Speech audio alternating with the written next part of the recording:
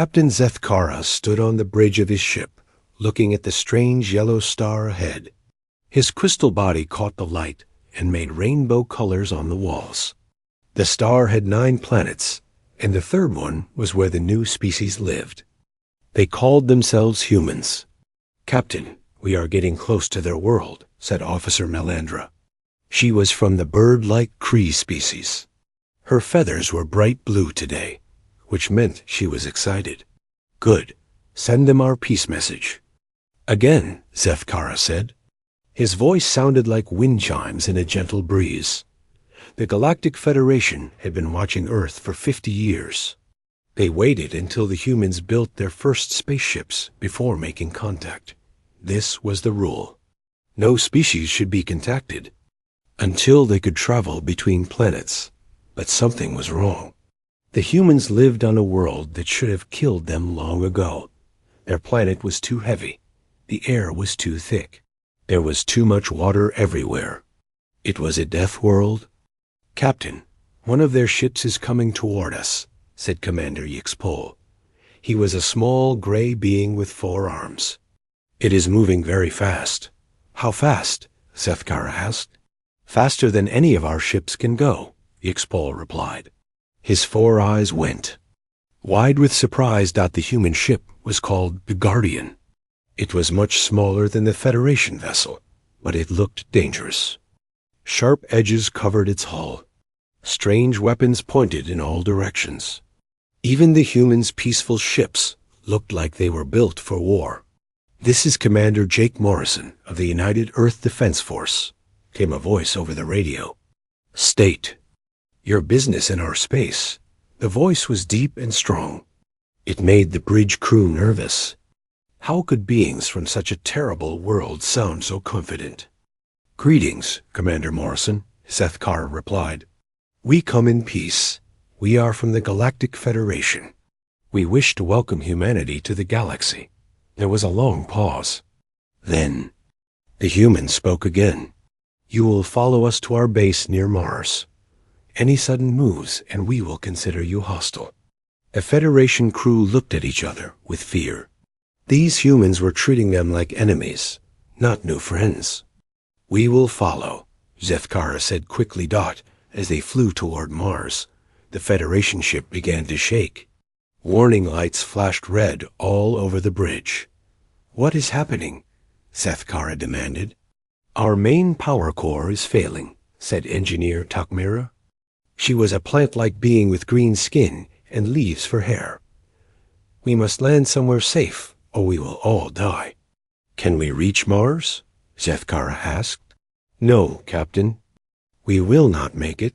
We must land on the human world." The bridge went quiet. Landing on Earth would be like landing on a world of fire and poison. But they had no choice. Commander Morrison's voice came over the radio again. "Federation ship, we see your power failure. We are sending ships to help guide you to Earth." "Thank you," Zethkara said. "But you must understand, our species cannot survive on your world. It is too dangerous for us." There was another pause. Then Morrison spoke, and his voice sounded confused. "Dangerous? What do you mean?" "Your world is a Class 12 death world," Zethkara explained. "Play. Gravity is 3 times what most species can handle.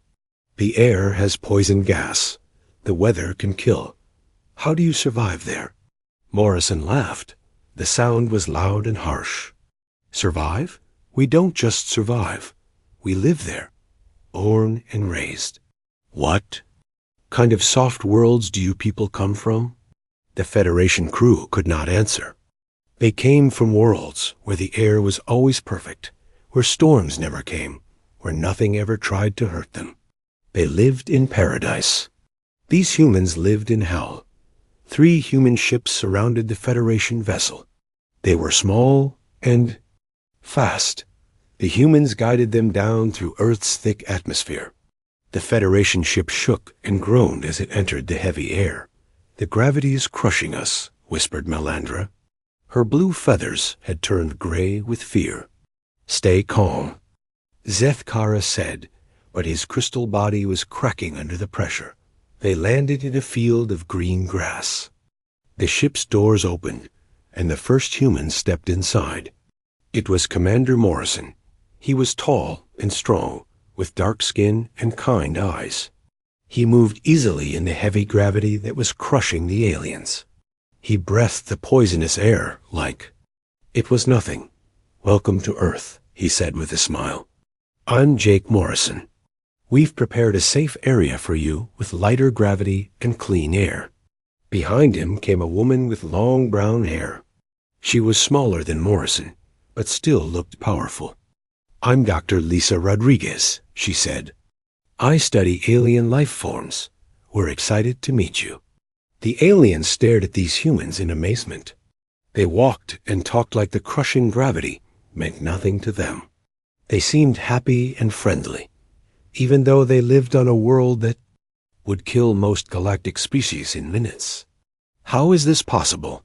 Sefkara asked as Morrison helped him to a special room with lighter gravity. "How is what possible?" Morrison asked.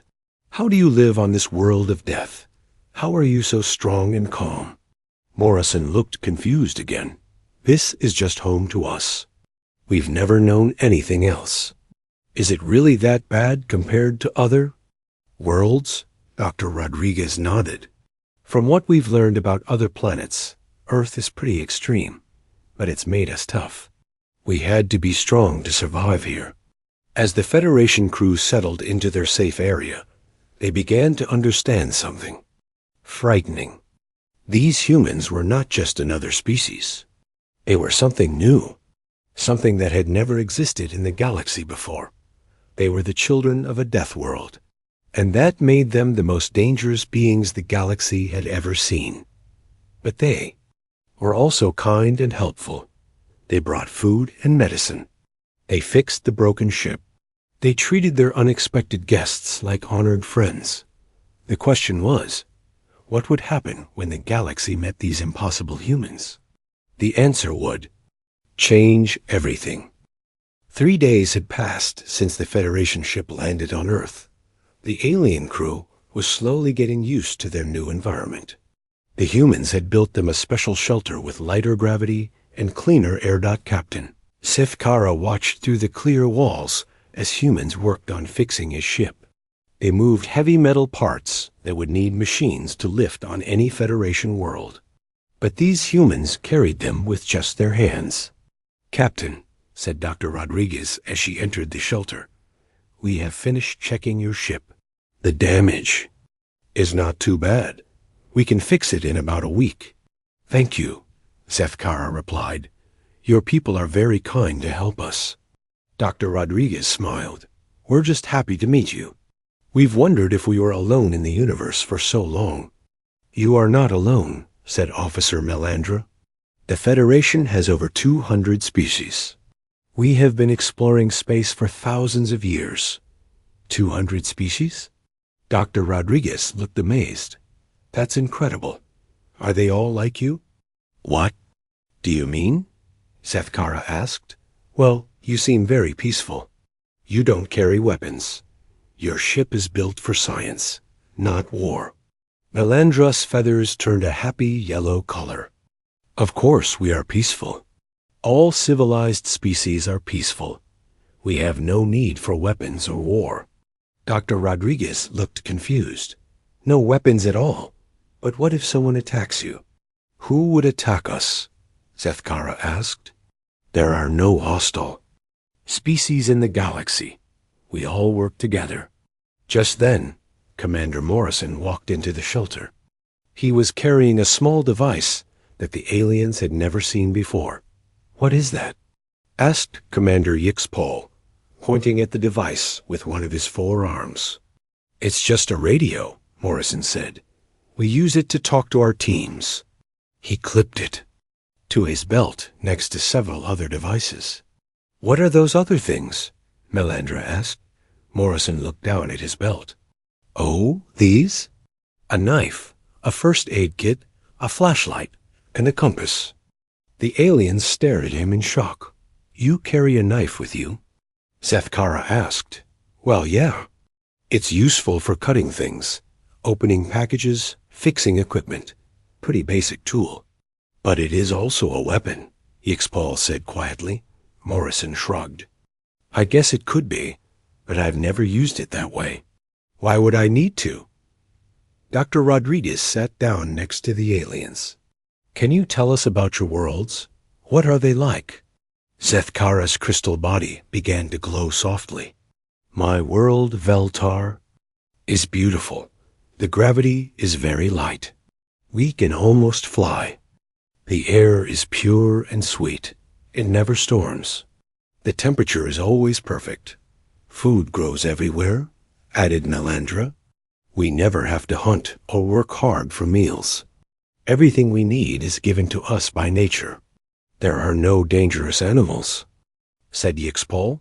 No diseases, no disasters. We live in peace and happiness. Morrison and Dr. Rodriguez looked at each other. That sounds amazing, Dr. Rodriguez said. But how do you handle problems when they come up? What problems?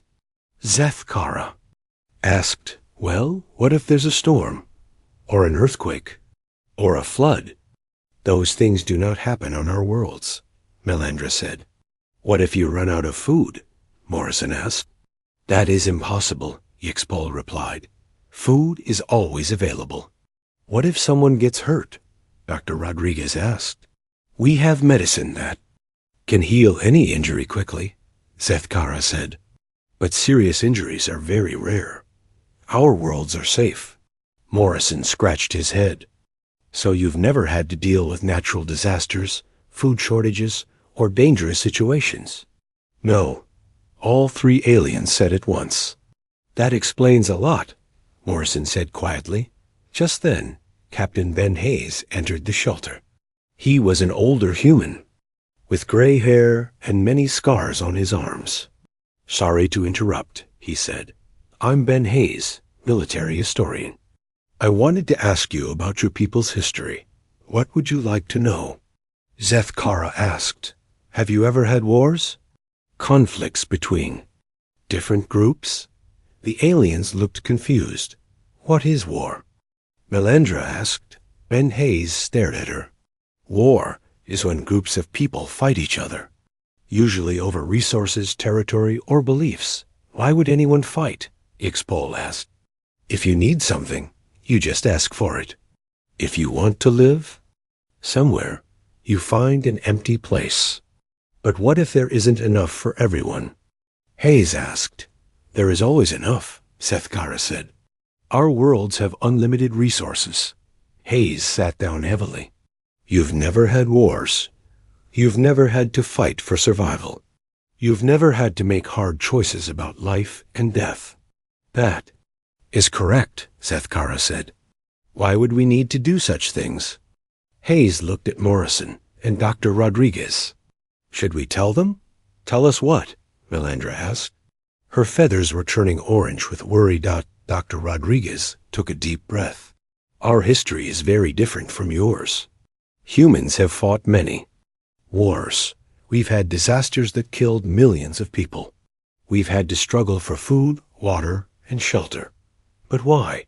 Zethkara asked. Why did you not just share everything? Because there wasn't enough to share, Morrison said. Earth is a hard world. Resources are limited. Sometimes people had to fight to survive. Hayes nodded. In the last century alone, humans fought in 2 world wars. Millions died. We've had earthquakes, floods, hurricanes, and diseases that wiped out entire cities. The aliens looked horrified. This is terrible, HFY whispered. Yes, it is, Dr. Rodriguez agreed. But it also made us strong. We learned how to survive in difficult situations. We learned how to work together when things get dangerous. We learned how to fight when we have to, Morrison added. Just then, Engineer Katie Sullivan walked into the shelter. She was a young woman with short red hair and strong muscles. Hey, folks, she said cheerfully. I need to move some heavy equipment. Can someone help me? I will help, said HFY. He followed her outside. Through the clear walls, they watched as Katie lifted a large metal beam. It was as long as she was tall and looked very heavy. She carried it easily to the other side of the work area. Yixpol tried to help by lifting one end. Even with all 4 of his arms, he could barely move it. "Don't worry about it," Katie said. With a smile, "I've got it." She picked up the beam again and carried it by herself. The aliens in the shelter watched in amazement. "She is incredibly strong," Melandra whispered. "That's normal for humans," Morrison said. "We have to be strong to live on Earth." Dr. Rodriguez nodded. "Our gravity is 3 times heavier than most worlds. Our air is thicker. Our weather is more dangerous.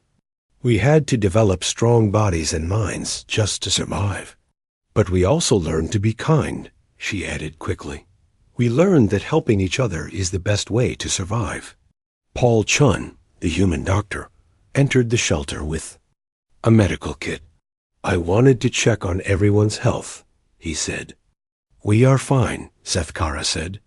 "But we are curious about human medicine," Dr. Chun smiled. "What would you like to know?" "How do you heal from injuries?" Melandra asked. "Well, minor cuts and bruises heal by themselves in a few days. Broken bones take about 6 weeks to heal. Even serious injuries can be recovered from with time and proper care." The alien stared at him. "6 weeks?"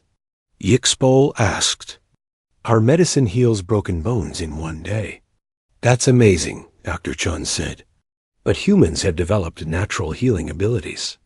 We can recover from injuries that would kill most other species." "What do you mean?" Sefkara asked. "Well, humans can survive losing a lot of blood. We can live with serious wounds while they heal. We can even survive losing entire limbs and still live normal lives." The aliens looked at each other in shock. These humans were not just strong, they were almost impossible to kill. "We are beginning to understand," Sefkara said slowly. "Your world made you into something new, something that has never existed in the galaxy before." "What do you mean?" Morrison asked. "You are survivors," Sefkara said. "You are warriors. You are healers. You are everything that we are not." "But we are also peaceful," Dr. Rodriguez said quickly. "We don't want to hurt anyone." "We know," Sefkara said. "That makes you even more remarkable. You have the power to destroy, but you choose to help instead." As the day ended, the aliens began to understand the truth about humanity. These beings from the Deathworld were not just another species. They were something the galaxy had never seen before. They were the children of hell with the hearts of angels. And soon, the galaxy would discover what that meant. The morning of the 6th day brought terrible news. Captain Sefkara was showing Dr. Rodriguez pictures of his home world when the ship's emergency alarm began to scream. "What is that sound?" Dr. Rodriguez asked, covering her ears. "Emergency." "Signal," Sefkara said. His crystal body flashed red with fear. Something is very wrong. Officer Melandra ran to the communication center. Her feathers were pure white with terror. "Captain, we have a message from the Federation Council. It is marked as highest priority." A message appeared on the screen. It was from Grand Admiral Nexeler, the leader of all Federation forces. His usually calm face was filled with panic.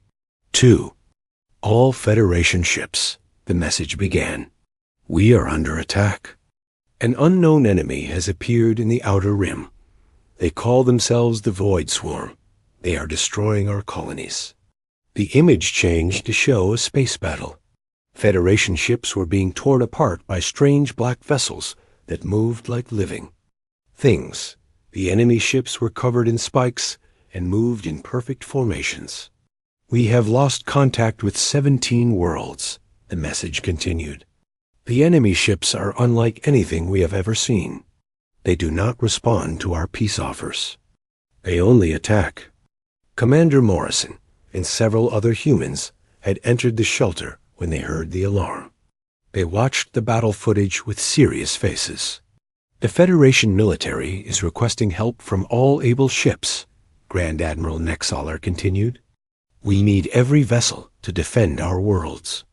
This is not a request. This is an order. The message ended. The shelter was quiet, except for the sound of the aliens crying. I do not understand, Sethkara said. Why would anyone attack us? We have done nothing wrong. The Federation has no enemies, Yixbal added. We are peaceful. We help everyone. Commander. Morrison studied the battle footage. Can you play that again? He asked. Melandra replayed the message. Morrison watched carefully as the enemy ships moved and attacked. Those aren't normal ships, Morrison said. They move like machines, but they think like animals. And they're not trying to capture anything. They're trying to destroy everything. What do you mean? Dr. Rodriguez asked. Look at their attack. Pattern, Morrison pointed to the screen. They're not going after military targets first. They're hitting population centers. They want to kill as many people as possible. But why? Sethkara asked. What do they gain from this? Morrison's face was grim. Some enemies don't want anything except destruction. They fight because fighting is what they do. Another message came through. This one was from the battle zone. A badly damaged Federation ship was sending a distress call. This is Captain Vale Miran of the science vessel Peaceful Dawn, came a weak voice. We are under attack. The enemy has destroyed our weapons and engines. They are boarding us now. The transmission showed the inside of the ship. The aliens inside were hiding behind furniture and crying. They had no weapons to fight with. They had no training for combat. They were completely helpless. Please, we surrender, Captain Vale Miran said. We do not want the fight. We will give you anything you want. The answer came in the form of horrible sounds. The transmission cut off. They are all dead, Sethkara whispered. The entire crew. Murdered. How many beings were on that ship? Dr. Rodriguez asked gently.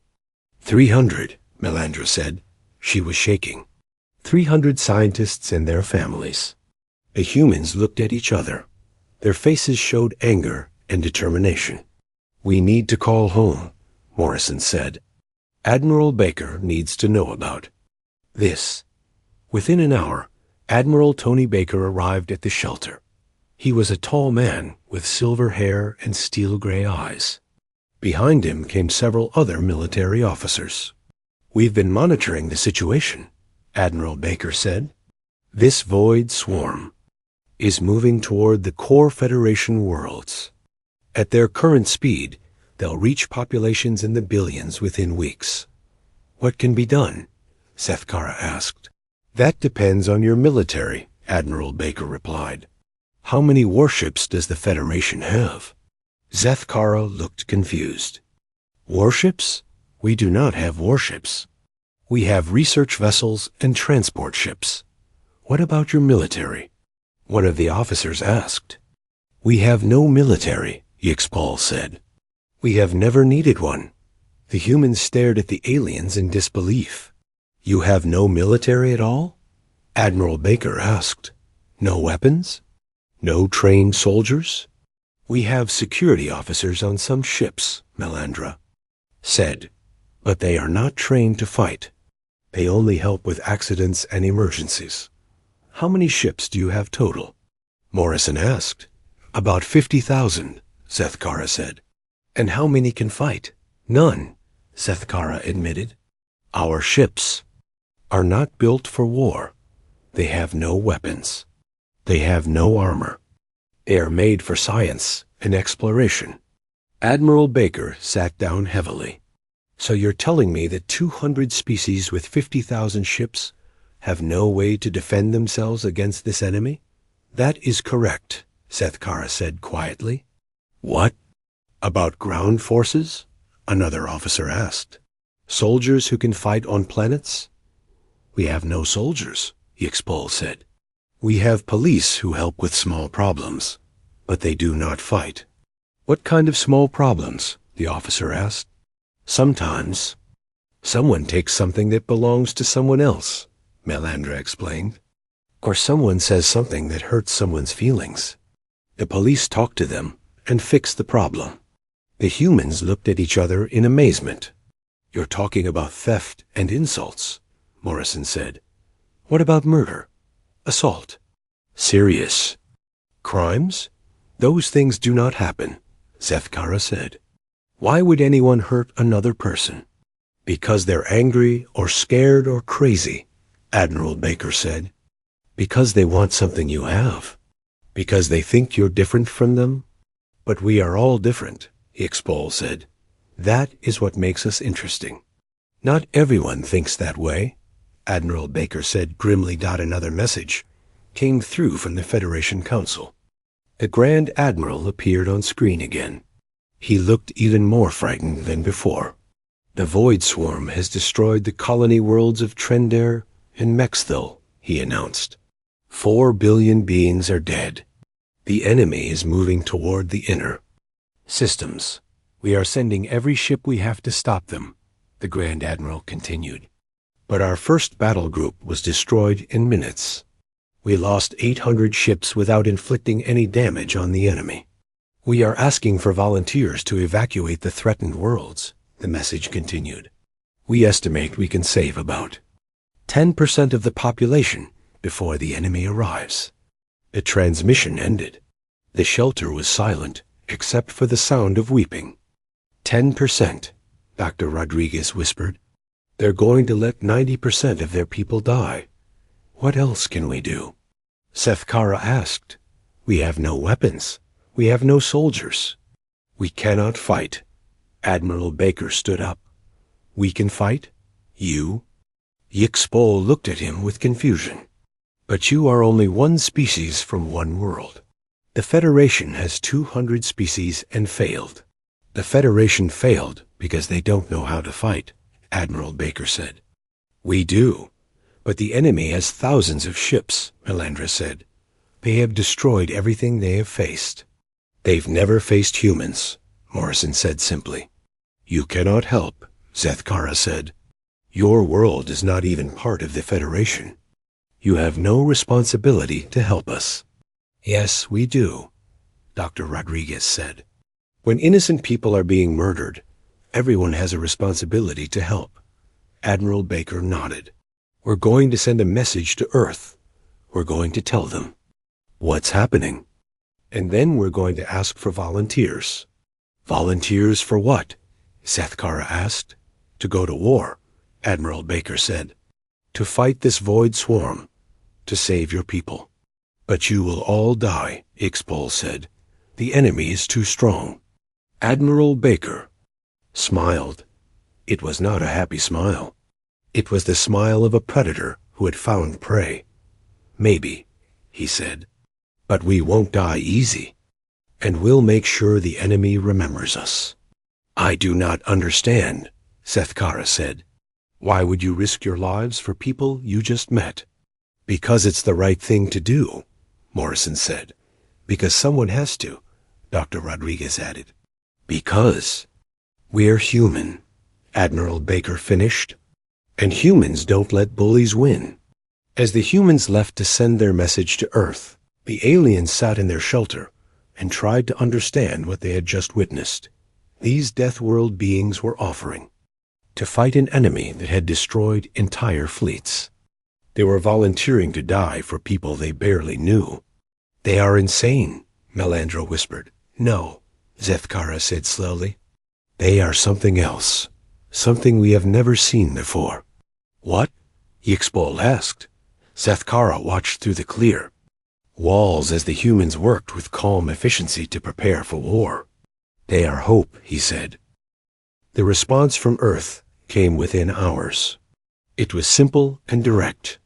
We're coming, was all it said. Captain Zethkara watched from the observation deck as human ships began arriving in Earth's orbit. They came from all over the human solar system. Military vessels, cargo ships, passenger transports, and even private ships owned by regular people. I count over 300 ships, Officer Melandra said. Her feathers were a confused mix of colors. But most of them are not military vessels. That is correct, said Admiral Baker as he joined them. About 60 are proper warships. The rest are volunteers. Volunteers? Zethkara asked. Civilian ships that want to help, Admiral Baker explained. Cargo haulers, passenger liners, research vessels, even some pleasure craft. We're converting them for combat. Dr. Rodriguez pointed to a large ship that was being fitted with weapons. That used to be a mining vessel. Now it's going to carry marines and supplies. But these people are not soldiers, Yixpol said. They have no training for war. They're getting training, Admiral Baker said, and they're volunteers. Everyone who's coming chose to come. Why would they do this? Melandra asked. They could stay safe on Earth. Because that's not who we are, said Commander Morrison as he approached. When people are in trouble, humans help. It's what we do. Through the deck windows, they could see thousands of humans working on the ships. They moved with purpose and determination. There was no panic, no fear, just focused preparation. How long until you are ready? Zethkara asked. 3 days. Admiral Baker said. We're loading supplies, weapons, and personnel. We're also studying everything we can about this void swarm. What have you learned? Dr. Rodriguez asked. Morrison activated a display screen. The enemy uses coordinated attacks. They move in perfect formations. They don't seem to have individual thinking. They're like a hive mind. But they're also predictable, added Captain Steve Williams, who had just arrived from his ship. They use the same tactics every time. That's good for us. Why is that good? Yixpol asked. Because humans are unpredictable, Williams said with a grin. We don't fight the same way twice. We adapt. We improvise. We do things that don't make sense to logical minds. That sounds dangerous, Zethkara said. It is, Williams agreed, but it's also effective. Major Lisa Grant entered the observation deck. She was a tall woman with short blonde hair and scars on her hands. Admiral, the Marines are ready. We have 15,000 ground troops prepared for planetary operations. Ground troops? Melandra asked, but this is a space battle. Maybe, Major Grant said. But if any of your people are trapped on planets, we'll need soldiers to get them out. You would land on hostile worlds to save people? Zethkara asked. Of course, Major Grant said. That's what soldiers do. Another message came from the Federation. Grand Admiral Lex Eyre appeared on screen. He looked tired and desperate. The Void Swarm has reached the Serindel system, he announced. 2 billion beings are trapped on the planet. Our evacuation ships cannot break through the enemy blockade. We are sending our remaining battle fleet, the Grand Admiral continued, but we do not expect to succeed. If anyone can help us, please do so quickly. The transmission ended. The humans looked at each other with grim determination. That's our target, Admiral Baker said. We leave in 6 hours. 6 hours? Zethkara asked. But you said 3 days. Plans change, Admiral Baker said. Those people don't have 3 days. The next few hours were chaos. Human ships launched from Earth in waves. They formed up in space, creating a fleet that looked nothing like any military force the aliens had ever seen. There were sleek warships. Next to boxy cargo vessels, passenger liners flew alongside mining ships.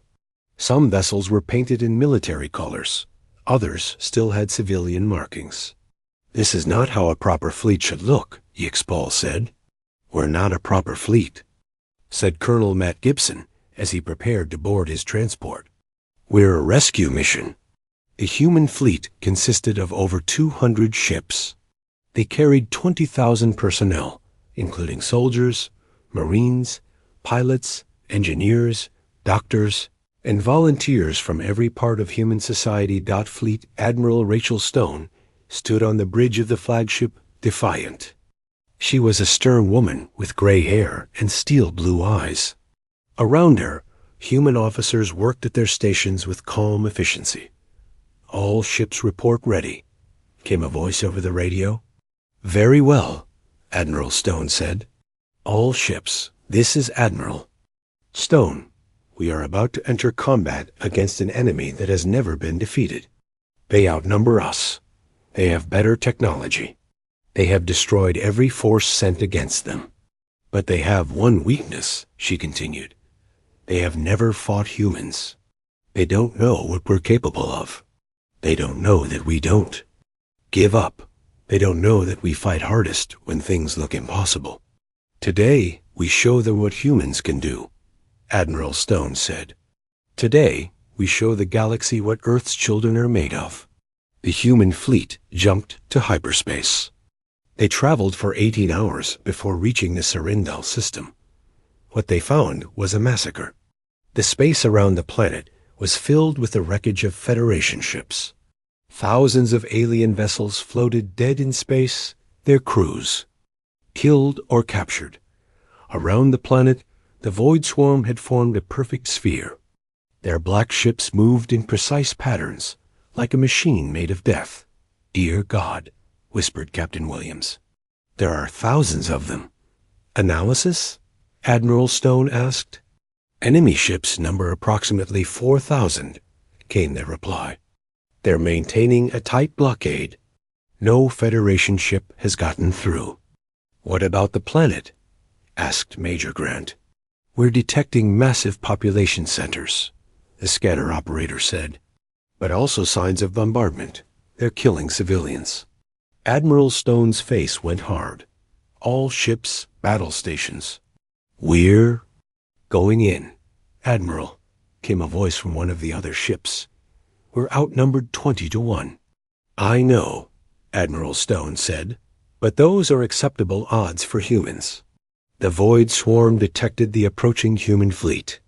Their ships began to move, forming up for battle. They moved with perfect coordination, like a single organism. "They're beautiful," said Dr. Rodriguez, who was observing from the medical ship, "and terrifying." "They're about to learn something new," said Sergeant Danny Murphy, as he checked his weapons. "They're about to learn fear." The battle began when the void swarm launched their first attack. Thousands of energy beams lanced out at the human fleet. The aliens watching expected the humans to be destroyed immediately. Instead, the human ships scattered in all directions. They moved in ways that made no sense. Some ships dove down, while others climbed up. Some spun wildly, while others moved in zigzag patterns. "What are they doing?" Sethkara asked. "They are not maintaining formation. They're being human," Admiral Baker said with pride. The void swarm's perfect coordination became a weakness. Their ships had been programmed to fight enemies that moved in predictable patterns. The chaotic human movements confused their targeting systems. Several human ships were hit and damaged, but they kept fighting. The cargo ship Iron Wolf lost half its weapons, but continued firing with everything it had left. "Direct hit on the enemy formation," came a report. "We're punching holes in their lines." Captain Williams and his crew aboard the Defiant did something that shocked everyone. They flew straight at the largest enemy ship, firing everything they had. "Williams, what are you doing?" Admiral Stone demanded over the radio. "Something stupid," Williams replied, "but it might work." The Defiant crashed into the enemy vessel at full speed. Both ships exploded in a ball of fire and metal. The destruction was so massive that it damaged 12 other void swarm ships. "He sacrificed himself," Melandra whispered. "He killed himself to hurt the enemy." "He saved lives," Admiral Stone said over the radio. Williams opened a hole in their formation. "All ships, follow the Defiant through." The human fleet poured through the gap that Williams had created. They spread out among the enemy ships, fighting at close range where the Void Swarm's coordination couldn't help them. Lieutenant Emma Foster piloted her fighter through a maze of enemy fire. "This is Foster. I'm going after their command ship." "Foster." "That's suicide," came a voice from her squadron leader. "Maybe," Foster said, "but I'm tired of these things hurting innocent people." Foster's small fighter dodged between massive enemy vessels. She fired everything she had at the command ship's weak points. The enemy vessel began to lose control. "Got it," Foster shouted. "The command ship is down."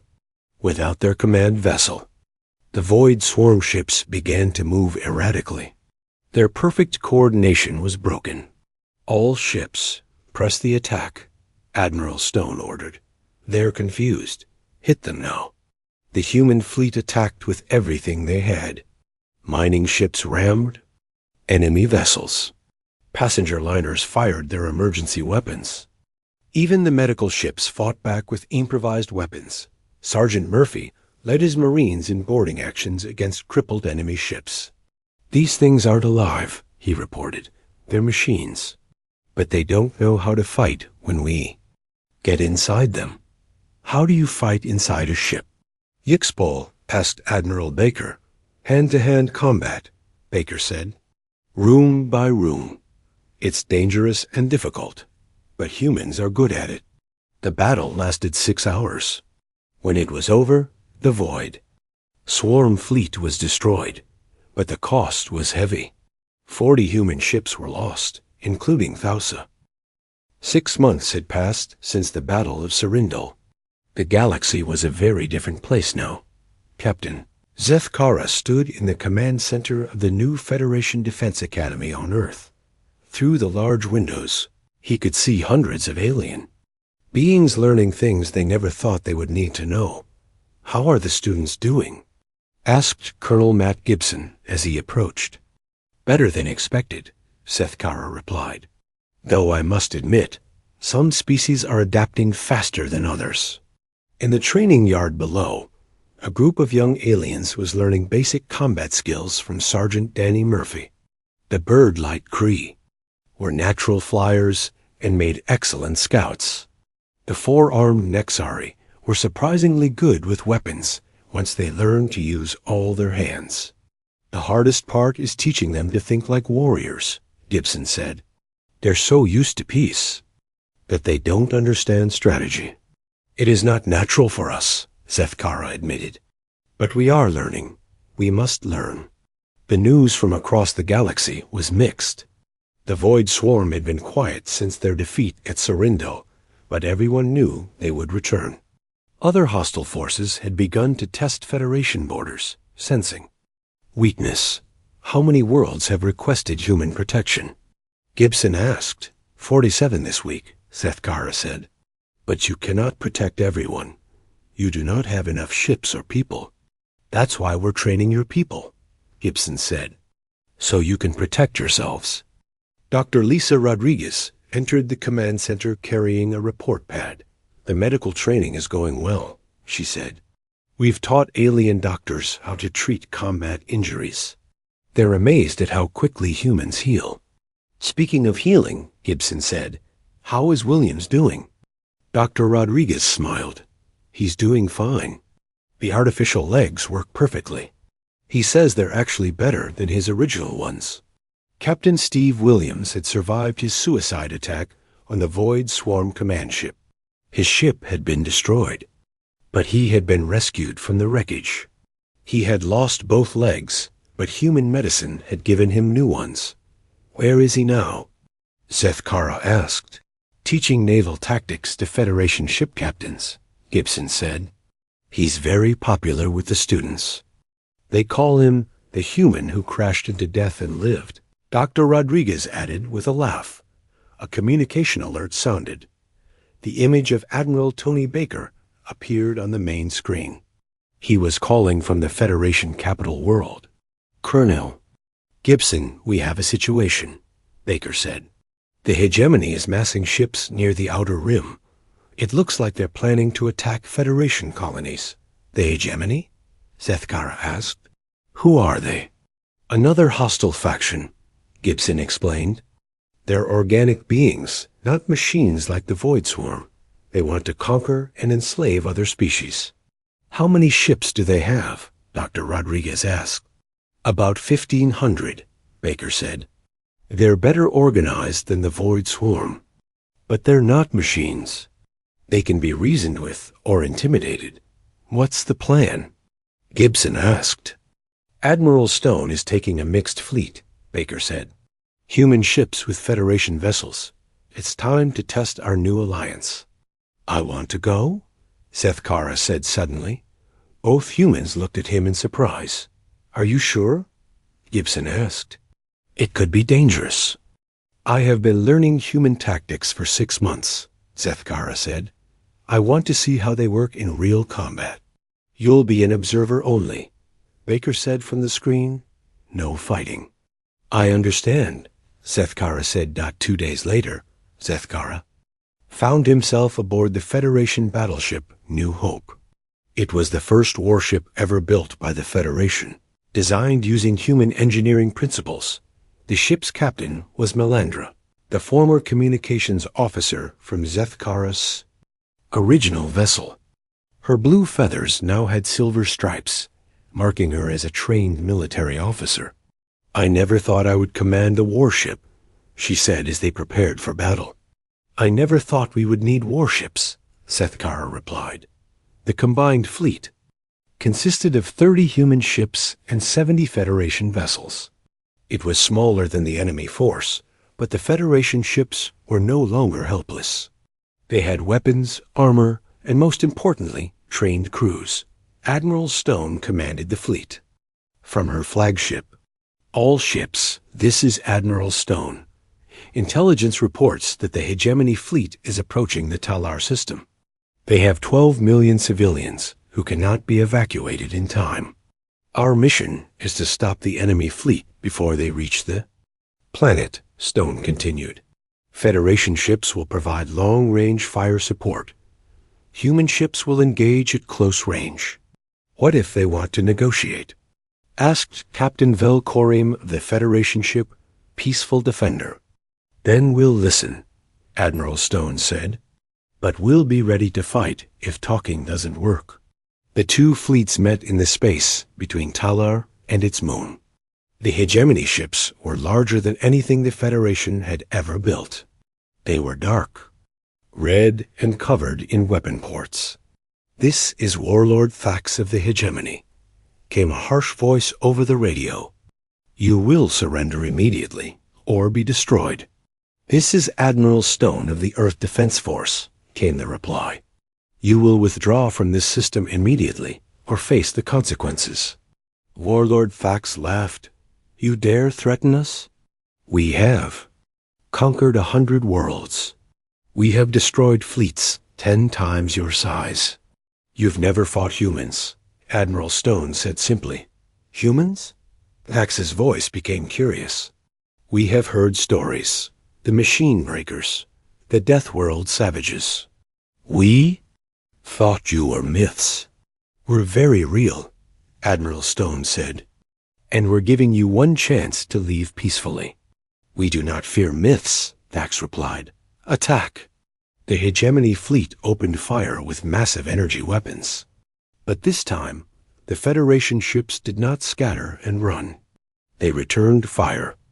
With their new weapons, learned from human designs. The Federation ship, Bright Star, landed several hits on a hegemony cruiser.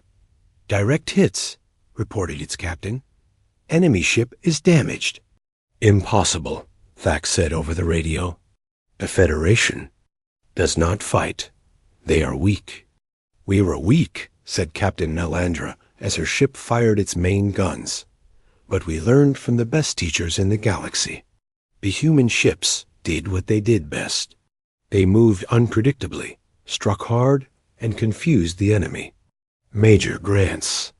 Marines boarded several hegemony vessels, fighting room by room with skills the enemy had never seen. But this battle was different from the fight. against the Void Swarm. The hegemony was not mindless machines. They were intelligent beings who could adapt and learn. "They're changing their tactics," reported Captain Williams from his ship. "They're learning from our moves." "Then we'll have to be smarter," Admiral Stone said. "All Federation ships implement." Plan 7. The Federation vessels suddenly changed formation. Instead of supporting the humans from a distance, they moved into close combat positions. It was a move the hegemony did not expect.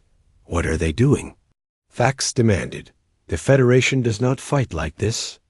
"We do now," said Captain Zethkara, as he watched his people fight with courage they never knew they had.